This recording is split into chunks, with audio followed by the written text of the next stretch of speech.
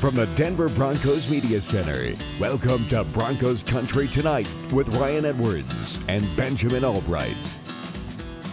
Welcome to Broncos Country Tonight. Got a lot to cover tonight. We're going to start things off, Benjamin, with the latest on Aaron Rodgers, as we are now post-June 1st, by definition here. And we've been waiting for this. People have been thinking that this is around the time things might start happening with Aaron Rodgers. Well, I don't want to be the bearer of bad news, but we might be waiting a little while longer. Well, and I wouldn't say it's necessarily bad news. June 1st, post-June 1st was always the start of the clock and not the end of it or a deadline, as some people had made it out to be. Does that mean the Broncos will necessarily get Aaron Rodgers or the Packers will trade him? No, but that means it's when the clock starts. The Packers are desperately trying to re-woo Aaron Rodgers. They're making some extensions, some contract adjustments, trying to free up a little bit of money. Yeah, I saw the Robert Tonyan deal. Yeah, make another run at Aaron Rodgers. They've already offered him one huge deal. It would have paid him like $45 million a year, and he said no. So they're looking to make another run at him and see if they can try to keep him. They're going to continue to try to do that. That's going to be the narrative out of Green Bay for now. And as it stands, does that necessarily mean they'll be able to? It takes two to agree to a deal, and Aaron Rodgers already turned down big money and said it wasn't about money. So we'll see. We'll see how it goes. But as it stands right now, no news is actually good news. He certainly hasn't signed an extension or said or broken his stance that he's going to show up or not show up in Green Bay. So till then, all speculation. How much does mandatory minicamp matter here? Because that's coming up in mid-June. That seems like around the time that we might get a sense of where things currently stand. Maybe a little bit of a litmus test. It's not quite the training camp or preseason games, but at least for the upcoming dates, and now that we're post-June 1st, it seems like mandatory minicamp where he'd actually incur fines might be sort of the next sort of step in this. Maybe. I don't think that matters to Aaron Rodgers. He's got plenty of money, and the fines are rather paltry, to be honest with you, in terms of what he can do. If he doesn't show and does want to come back to Green Bay, he can have waiving the fines as a condition to him showing back up. So it really doesn't matter. It's really about full-on training camp. If he's not there for day one of full-on training camp, that's when there's a real problem, when we go from the clock is ticking to we're in the 11th hour. An interesting conversation about how the Broncos have found themselves in this situation and why there isn't a bigger market for Aaron Rodgers, because you'd think for most teams, the opportunity to get the current MVP of the league, a guy still playing at that high level, it'd be intriguing for a lot of teams. Why, in your opinion, are the Broncos so heavily favored by many out there to acquire Rodgers? Because I think if he is moved, they're the team. Aaron Rodgers has made no secret of the fact that he would prefer Denver.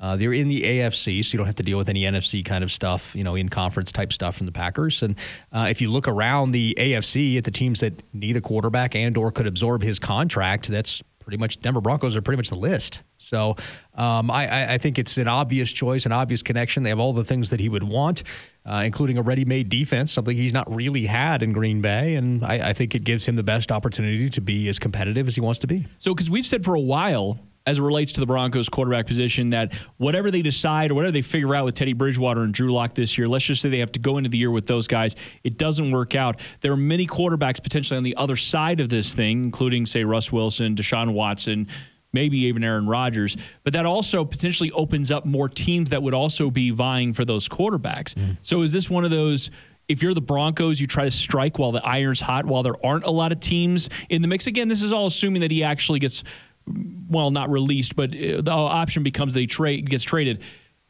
So the Broncos should be pretty aggressive here, because on the other side of the season, there might be a lot of teams vying for Rodgers. Well, I mean, I think you're going to be aggressive if you want a guy anyway. If you want a guy, you want him. You're going to do what it takes, right? So I don't know that I don't know that necessarily there's an extra effort right now. You just make the necessary effort and go to the level that you're willing to go to get the guy, or you're not.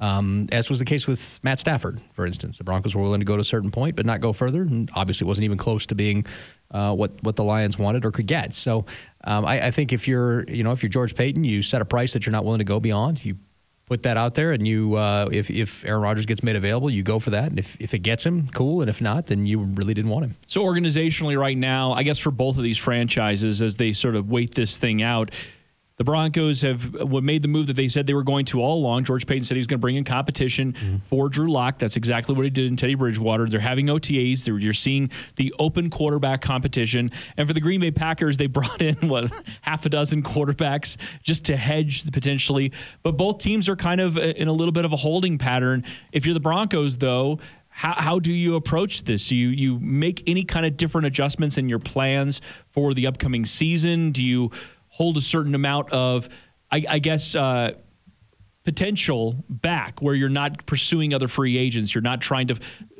stranglehold your cap at all because you want to make sure you leave room for Rodgers. I don't think there's any other free agents to pursue, really. I mean, there's bottom-of-the-barrel guys out there, but I think the Broncos are fine as far as that goes unless someone gets injured. They're certainly set at every position. I mean, is there a position you're looking for them to improve? Because I can't really... Not directly, but you know how it happens in training camp. An injury comes up at a couple of positions, and all of a sudden it's like, okay, well, we're going to have to spend in a guy that might be just hanging around out there. I mean, there's still guys like Richard Sherman out there, that caliber of player. Maybe you don't love Richard Sherman, but I'm saying there are caliber of players that are still out there on the free agent market that you would bring in somewhere during training camp because that's when you need them most desperately. Yeah, I think if somebody gets hurt, you reevaluate at that point. There's a point of no return at some point in training camp. But right now you prep as though you're not going to get Aaron Rodgers. You know, you just go from there. You keep the finances where they are, but you prep as though you're not going to get him. And if you do, cool. And if you don't, you don't. I think the Broncos are actually in a better position than the Packers when all's said and done. Now, you know, could Rodgers go back to the Packers? That's fine. But if he doesn't, they're in a world of hurt. Right now, the veteran experienced quarterback that they have right now is Blake Bortles, a guy who couldn't crack third string here in Denver last year. And so that's a problem. Jordan Love isn't anywhere near ready to play by all accounts from anybody observing Packers practice. So, you know, I think the Broncos are in a unique position because you got two guys who have starting experience and have the ability to, you know, to play, and you're hoping Drew Lock takes that jump. And if not, you've got kind of Teddy Bridgewater there waiting in the wings. And so I think they're in a good position. If they get Aaron Rodgers, so much the better. If they don't, hey, they've got two quarterbacks here that they believe in. And they've ultimately been building around the defense anyways, all off season. It's been the identity of this team for several years. They've reinforced that with a defensive-minded head coach. You just need to see improvement from the offense, and by all accounts, they should get that. Well, yeah, you just need these guys to grow up. I mean, you've looked at this situation. You realized you can't get in a shootout and beat KC, so let's try to slow them down and see if we can at least keep up. Speaking of the offense, when we come back, what does Tim Patrick have to say about the chip on his shoulder coming into this year? We'll get to that next.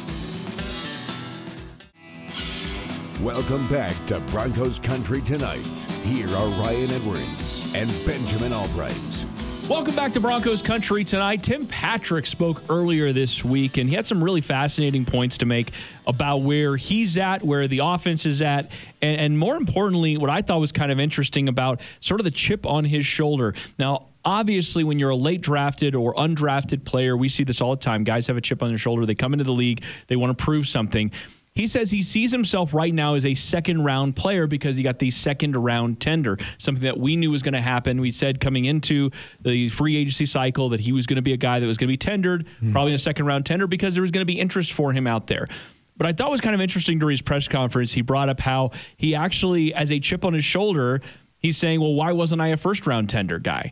Why was I not given the extension right now? And you know what? He makes a good point. This guy didn't have any drops last year. He was as solid as you could possibly be. I think a lot of Broncos fans are probably thinking about this in terms of, well, Cortland Sutton's coming back. That's your wide receiver 1. Jerry Jeudy should be a wide receiver 1/2. Maybe KJ Hamler is your 3. Tim Patrick kind of ends up being your 4. Giving extensions to wide receiver 4s doesn't really happen very often, but Tim Patrick has shown very reliable. So where are we at with Tim Patrick right now, and what did you think about his comments? I think it's the right kind of comments you want to see out of a receiver like that. You want to see him say, hey, I'm still hungry. I had a great season last year, but I'm still hungry. Hey, I don't think that I'm respected enough. I still need to go out and earn it, and have kind of that motivating fire underneath him, especially a guy who's going to be in a contract year.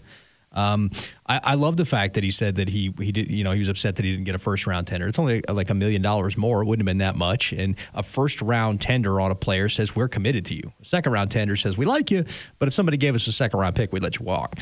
And so that's, you know, I mean, Tim Patrick kind of took that to heart. He's manufacturing motivation for himself, and in some cases you have to do that. I think that, you know, people are concerned about his market share this year. I think he's the other starter. I think KJ Hamler's the fourth guy. I think KJ Hamler's actually wide receiver 4. You're going to see Patrick and Sutton on the outside because 2 contested catch guys on the outside makes it tough. And then Jerry Jeudy and KJ Hamler will operate out of a slot and kind of take a rotational view on things. I think Judy will get the lion's share, but I think KJ will get some take the top off type stuff, and you'll see plenty of targets to go around. That's the one thing I was a little bit worried about is are there enough balls to go around now for this offense? When you look at it, you got Cortland Sutton, you got Judy, you got KJ Hamler and Tim Patrick, and you've got Noah Fant and Albert Okwuegbunam and Melvin Gordon and Javonte Williams and all this. So you've got all these different players you got to get the ball to. And are there enough balls to go around? Who's going to get the short end of the stick out of this one? And I think Tim Patrick is a guy who has shown that he's reliable. And I don't think that he's going to get as shortchanged perhaps as people think. So he had 51 catches for 742 and 6. And I mean, honestly, if you had something even close to that, you're probably doing backflips. You're thrilled about that as a wide receiver 2 or wide receiver 3, depending on how the target share. Remember, Noah Fant's in the mix here, too. We were just talking about how we'd like to see him take a step forward. He wants to be a household name. But with Tim Patrick, what would it take to get an extension with the Broncos? Because the fact is they've made pretty heavy investments in the draft at the wide receiver position. I think you'd have to eclipse Cortland Sutton. I think you'd have to take a leap forward to where you were looking at him. It's like, well, actually, Tim Patrick might be wide receiver 1. Granted, Cortland's going to get the wide receiver 1 treatment. Tim Patrick's going to get, number 3 corners. He's going to have to be dominant. He has to put up a similar stat line to what he put up last year, maybe even top it. He might need to go 8,808, in order to secure that kind of extension. I think if he's willing to take a hometown discount, they'd offer him one just because he's that reliable guy, and having 4 deep at the receiver position is a good thing. It's important. But they've got Tyree Cleveland waiting in the wings, and they really like him. Right. And I don't think that they drafted Seth Williams this year. I don't think Patrick offers anything that those two guys don't. I mean, more reliable hands at this point, sure. But in terms of overall skill sets, I don't think he offers anything that those guys don't offer. So if those guys start showing themselves a little bit and nipping at his heels, I think you got to let him walk. That said, if Tim Patrick has a breakout season, you let him walk. He signs a big deal with somebody else. That could be a compensatory thing for the Broncos. Could be in line for a decent compensatory pick back. That's a really good point. We're at a fascinating point in time right now with wide receivers coming out of college. And you see every year, it seems like we're just talking about, well, this could be the best wide receiver class, or no, this could be the best wide receiver class. And you're seeing incredible levels of talent, not just in the first round, but even into day 2, early day 3. There are wide receivers that look like if they're put in the right system with the right coaching staff, and in some cases just the right quarterback, that they can thrive right away. And again, depending on what the Broncos ultimately do at quarterback, that could change a little bit of this too, and how Cortland Sutton plays. But I like Tim Patrick on this team. I think I like the idea of having Tim Patrick on this team, maybe even just a little bit more than the actual having of that wide receiver, because as you mentioned, there is depth there, there's young depth there, and you can go into the draft as soon as next year and get another guy. You've already made several heavy investments in the position. You can remain young at that position and it really not hurt you. Last thing you want to do, no offense to Julio Jones because he's a Hall of Famer, but get in a position where you're paying a wide receiver down the road and you're like, man, we got to move on from this contract because we can't even afford to get a quarterback or maybe a pass rusher or that type of thing. Well, right. And you mentioned it earlier that we're at an interesting era in terms of the draft with receivers because college offenses are mostly 4 and 5 wide receiver sets now. And so there's a lot more guys getting a lot more reps at the college level, and they come to the NFL a lot more prepared to play. These classes are deeper because of that. And so you wind up with, we talked about the devaluation of the running back position over the last couple of years with the wide receiver position being devalued because there's just so many of them coming out and coming through in college that you can just always go out and find another receiver. So, I think that works against Tim in the sense that, he may want to be re-signed in Denver, but, he's a fan favorite. I think everybody's pulling for him here. Doubt. But, in the end, I think he's a guy who has to come out and have a good season. I think he's probably playing for another contract somewhere else. Yeah, it certainly feels that way. And if it wasn't for first-round pick Jerry Jeudy, 2 second-round picks in Cortland Sutton and KJ Hamler, a first-round pick in Noah Fant, and by the way, all those contracts are coming due eventually. Portland's more recent, Noah Fant on the other side. That's where it feels like you probably want to stay young at that position. But, again, love Tim Patrick, love his contributions to this team, and I absolutely dig his chip on his shoulder, however he creates it. I think it's great. All right, when we come back, Dre'Mont Jones, what is he going to accomplish this year? He'll tell us next.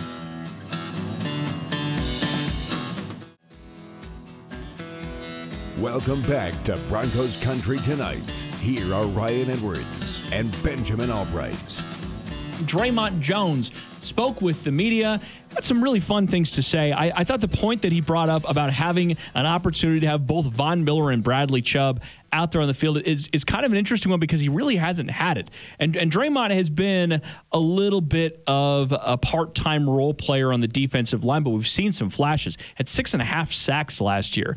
As much as we talk about Shelby Harris, his impact, especially with breaking up passes at the line, he might be the sleeper guy. Everybody talks about who's the guy that we're not talking about. Dre'Mont Jones is probably that guy. But it was a fascinating point about what the defensive line, who, by the way, was 9th in sacks last year, what they could be this year with a healthy Von Miller, Bradley Chubb, Dre'Mont Jones, Shelby Harris, and Mike Purcell. Well, yeah, each one of those guys brings something different to the table. You know, when they had all the injuries and they were decimated last year, Dre'Mont Jones was doing it without much help. You know, right? Or at least with I don't want to say subpar talent, but not with the level of talent, right? With the level of talent around him, and Von Miller commands attention. Bradley Chubb commands attention. That takes attention off on the edges, and now all of a sudden you're getting one-on-one. Somebody's going to get a one-on-one between Purcell, who you need to double team, or else he's going to get penetration. Shelby Harris, who's the Dikembe Mutombo of the NFL, and Dre'Mont Jones, and Dre'Mont probably winds up being the guy who gets the one-on-one right now, just because his name doesn't command as much respect. But I'll tell you, 6.5 sacks in spot duty last year is pretty good. You look at the number of reps that he got versus sacks. I think he's one of the highest sack to rep rates in the NFL among qualifiers. Getting him full-time work with all that talent around him is just going to serve him really well. I don't expect as many sacks from Purcell or Shelby just because those guys aren't sack guys. That's not really what they do. Shelby will get a few, but that's not really what they do. Where a guy like Dre'Mont is probably the third sack guy, Shelby and Bradley and Von, moving off the edge. He's probably going to get those interior sacks. He's going to be the guy who's the beneficiary of tackles getting out too wide and coming inside and being able to get that one-on-one and get to the quarterback. So he's got to learn to take advantage of that this year. He's got to take advantage of opportunities, but he's primed for a big breakout year. Yeah, he seems like a guy, and he went 3.5 sacks his rookie year, 6.5 sacks last year. He seems like a guy that he's set to take a pretty massive leap forward. He was asked about getting to double-digit sacks. I don't think that's impossible whatsoever. And I wonder if he is set up to be like Derek Wolfe for this team. Like, you remember how Von and Derek used to run games there on that left side. And I'm not exactly sure how they're going to line these guys up. It could be a little bit of a mix, but you sort of wonder with the next 2 years, because this is the spot where a third-round pick, which is what Dre'Mont was, this is the spot where they have to take a step forward, like a pretty significant leap forward. He's playing starter snaps this year. You've invested enough, and this was a guy that Vic Fangio pounded the table for. Remember, in college football, I think he led the college football in quarterback hits one year over there at Ohio State. So this is a guy that knows how to get after the quarterback. I wonder if having the elite level talent of pass rush at your outside linebackers position, how much that's really going to help his game elevate. Well, it should help it a lot. I mean, that's just having better talent around you, be able to do things, forces offensive lines and offenses to scheme up protections that factor out those other guys. And if you're factoring out those other guys and using extra help on them, that means you're going to get the one-on-one. If you're getting the one-on-one, you got to be the guy who beats your guy, So I think it's going to be big. I think if, one of these days we need to sit down and do our breakout players or whatever, but if I had to pick a breakout player, on the defense for the Broncos, it would very easily, to me, be Dre'Mont Jones. I mean, you talk about a guy, again, last year you look at the sack totals and spot duty, you put that kind of talent around him, and in the NFL, it is about it really is about getting one-on-one matchups across the board, whether that's receivers, whatever you're trying to scheme open offensively, or defensively getting one-on-one with the rush. And he just figures to be the guy in a scheme that sends 5 guys at the quarterback, the guy to be the beneficiary of one-on-ones. Mike Purcell's too strong for one-on-one. You're just not going to do that. You can give him a center and a guard. Shelby Harris, you're probably going to put 2 guys on him to make sure he doesn't lean in, get that hand in the quarterback's face. You're probably going to get one-on-ones, maybe a chipping back on Von.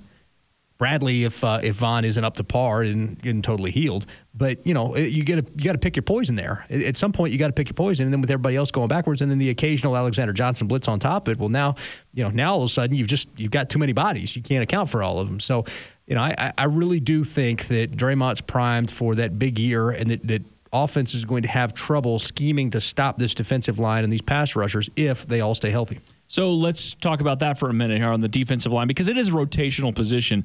McTelvin Agim probably should get a little bit of run this year, as we just talked about that with third-round picks. You ramp up into your second year, and by year 3, you need to be a starter or at least close to it. So what are we hoping for with McTelvin again? I'm 100% with you on Dre'Mont Jones, and I think he's primed for a good opportunity this year, but it's a rotational position. So this year, I'd like to see a little bit more from him. I feel like the defensive line, along with Deshaun Williams, who stepped in pretty nicely last year, they got Jonathan Cooper, who could play a little bit in there too. I don't know. I think that they've got a pretty good setup on the depth right now. I think so too. And with McTelvin, he's the eventual successor for Shelby Harris. I mean, honestly, that's kind of how you look at it. It's what you draft. You want Dre'Mont to grow into being the starter on that side, and McTelvin would be the eventual successor to Shelby Harris. I know he's playing behind Dre'Mont right now, but really he's flipped back and forth. He's the guy. He's going to get spot and rotational duty the same way Dre'Mont did last year. We'll see if he can take advantage of that. I'll tell you, the offensive line was raving about him last year. Oh, yeah. In the abbreviated training camp we had, everybody raved about McTelvin and Game's ability in that first step. Vic Fangio is just a little bit more hesitant to turn things over to rookies. He's just a little bit more hesitant to give them the go. And McTelvin, when everybody went down and he was getting more usage, wasn't exactly getting the productivity that they needed out of him. He was productive at times, but he wouldn't get the productivity needed out of him. So, if you're the Broncos, you want him to continue to increase functional strength, get him out there, roll him out there, and see what he can do this year. It's a good spot, though, for him because the expectation is he doesn't come in and be a starter this year. The expectation is he gets to work behind these guys, and you just want to see improvement, right? Progress. There's no pressure on him to be a starter, but there's motivation that he needs to earn a job. That's really well said. All right, that does it for us. Thank you for watching. As always, Broncos Country Tonight.